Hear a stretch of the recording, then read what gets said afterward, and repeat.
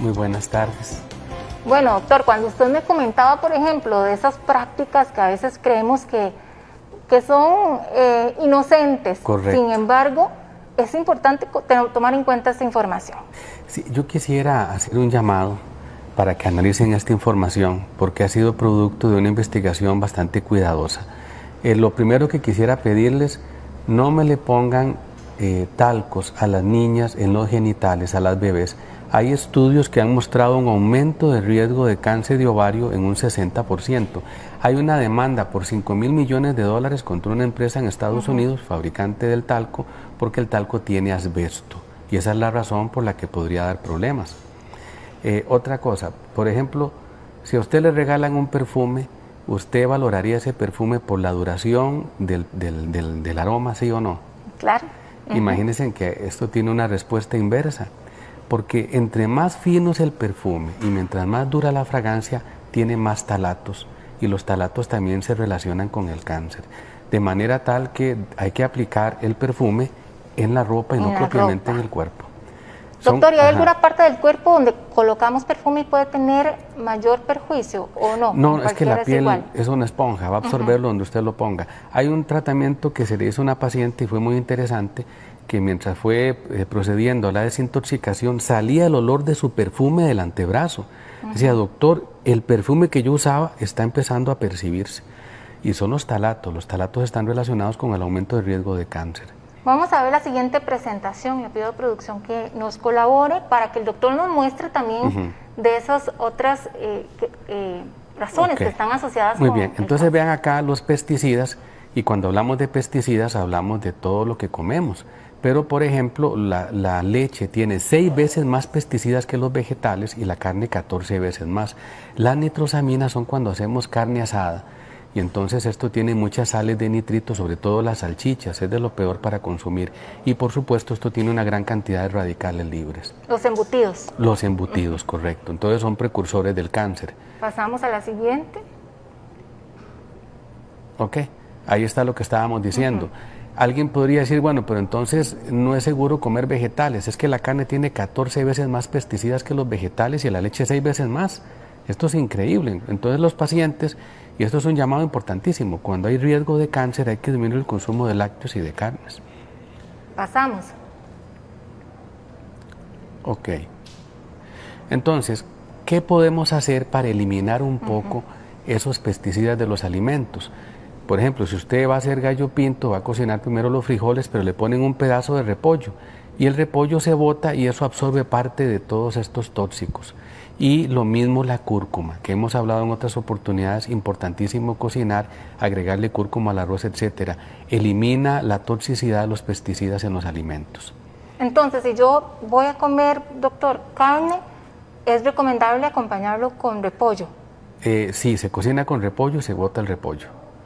¿Ves? Eso va a absorber bastante los pesticidas que ella tiene. De acuerdo. Correcto. Ok.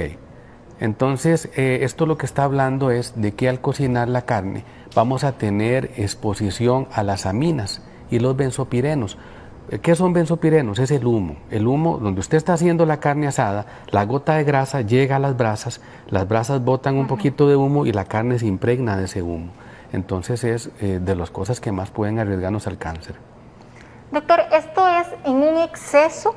O si hacemos, por ejemplo, de una carne asada una vez perdida, no hay ningún problema. Correcto. ¿Cómo podemos interpretarlo? Hay un equilibrio. De hecho, más adelante hay un estudio que se llama el estudio Campbell, que es muy interesante porque nos muestra exactamente qué punto estás pasando a tener un riesgo o en qué punto todavía no hay un riesgo para usted.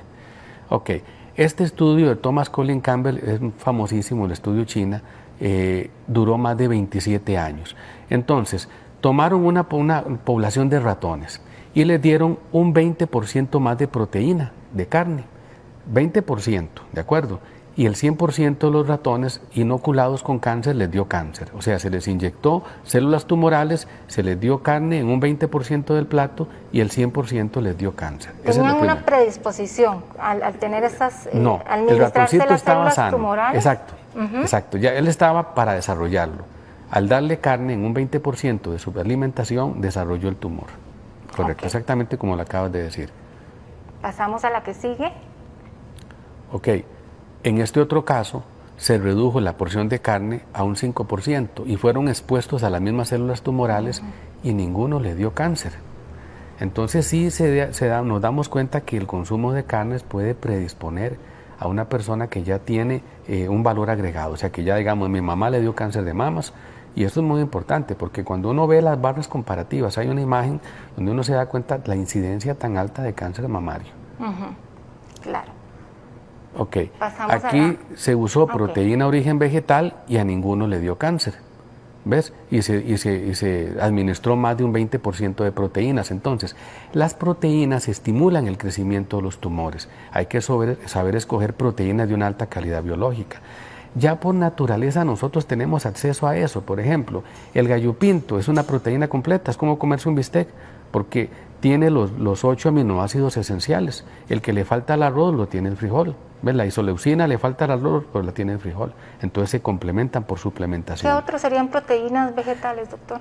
Proteína vegetal, la soya es una proteína completa. Las lentejas y los garbanzos tienen mucha proteína. Entonces hay que aumentar esto y consumir cada vez menos carnes, no hacer un consumo copioso de carnes. Pasamos a la que sigue. Ok, este es lo mismo, se le dio proteína vegetal en menos de un 5% y no ocurrió absolutamente nada. Entonces ya queda demostrado, tomando en cuenta los 4 aspectos, que definitivamente el combustible para que se desarrolle un tumor es ese. Y la caseína, hay que entender que la leche es para el crecimiento. La leche tiene un factor de crecimiento insulino dependiente, que es este que tenemos acá. Una alimentación muy basada en lácteos puede aumentar considerablemente el riesgo de cáncer. En los estudios de Campbell se demostró que la caseína era el cancerígeno más peligroso. ¿Pasamos? Ok, y ahí está. Un niño al nacer tiene 3,5 kilos, al año pesa 10 kilos. La vaquita nace con 30 kilos, al año tiene 150. Entonces, estamos tomando leche de otra especie, leche materna de otra especie, y sí, en el estudio de Thomas Colin Campbell sí se demostró que aumenta el riesgo de cáncer. Ok, y ahí está el talco, que dijimos aumenta en un 60% el riesgo de cáncer de ovario. Se hicieron biopsias, abrían el ovario, había rastros de talco, correcto. Los tintes también aumentan el riesgo de linfomas. Entonces son químicos que ingresamos a nuestro cuerpo. ¿Todos los tintes o hay algunos que contengan qué? Digamos, podríamos fijarnos. Todos los tintes artificiales tienen la misma sustancia que puede predisponer al cáncer. Los perfumes, lo que hablábamos ahora, la presencia de talatos, y entre más fino el perfume, más riesgo de que desarrolle cáncer, por eso hay que aplicarlo en la ropa. Los plásticos, esto ha sido un mundo, bueno, hicimos el plástico retornable para ayudarle al ambiente. Ahora resulta que ese plástico retornable tiene mucho bisfenol A y además de eso se forman microplásticos. Ya encontraron microplástico en el estómago de peces y ya también en seres humanos, intestinos humanos.